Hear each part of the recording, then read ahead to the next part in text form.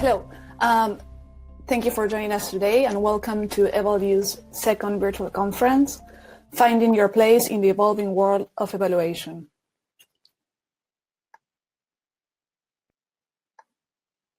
Before we start, I'm going to give you some brief indications as to how to use the platform.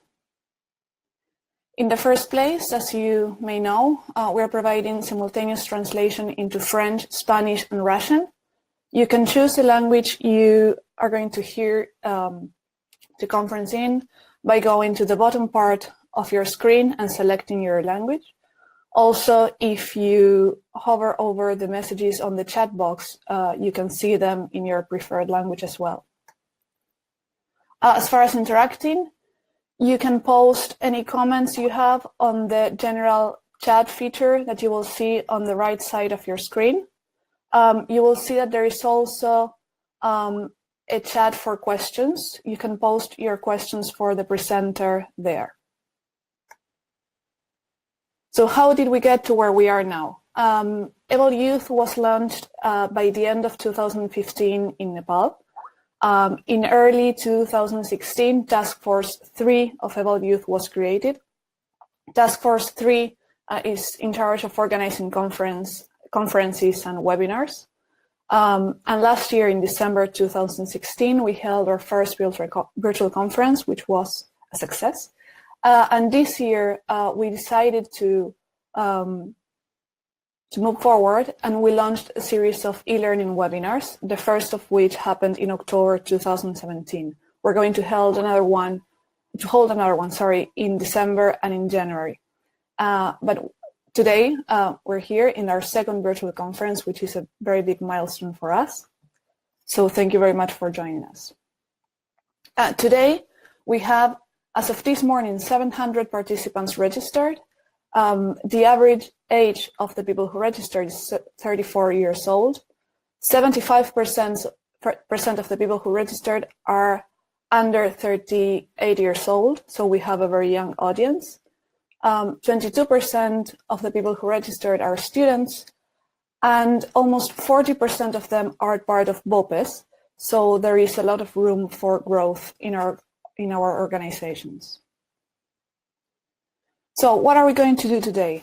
We're going to have 3 sessions, but before that, we're going to hear from Benoit Gauthier, who's going to give the opening keynote remarks. The first session will deal with individual capacities. We're going to hear from Ray Rist, who's going to speak about the history of building evaluator capacities and what evaluators need to do and to know.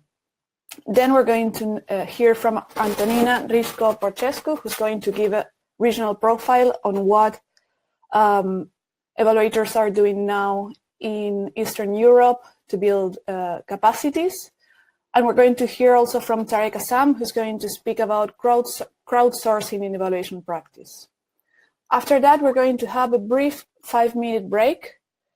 And then session 2 will start, which is going to deal with institutional evaluation capacities. The first speaker in this session will be Shim Rat, who's going to speak about the role of BOPES. Then Michel Oudrago will speak about the Francophone Evaluation Network as a BOPE case study. And after that, Joachim Molander is going to speak about the role of donors in supporting evaluation capacity development in developing countries. After Joachim's presentation, we're going to have another 5-minute recess before session 3 begins. Session 3 will deal with enabling environments for evaluation. We're going to hear from Marie Gervais, who's going to speak about how young and emerging evaluators can contribute to the creation of enabling environments. Then we're going to hear from Quadratullah Jahid, who's going to speak about the creation of an enabling environment for evaluation in Afghanistan.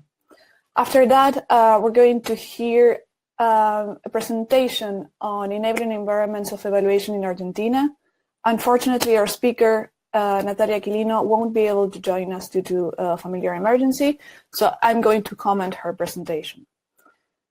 After this, we're going to have another 5-minute break before moving into the closing session, where Samantha Neufeld will speak about the EvalAgenda 2020 and how it connects to indigenous evaluators.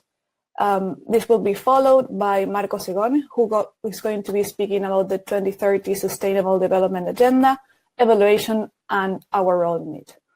And this is going to close with José Arévalos' remarks. So before I give the floor to Benoit, I wanted to say thanks to all the people who made this possible. First of all, to all the presenters who very generously are giving us their time and all their knowledge today. Also to all partners, to the Francophone Network of Emerging Evaluators, to EvalYouth leadership, who are Bianca Montrose-Moorhead, Marie Gervais, and Khalil Bitar. To Task Force 3 leadership, José Arévalo, co-chair, Antonina Risco-Pochescu, secretariat. No, that's me. And also to all the members of Task Force 3 who during this year worked a lot to get us where we are today. So a big thank you to all of them.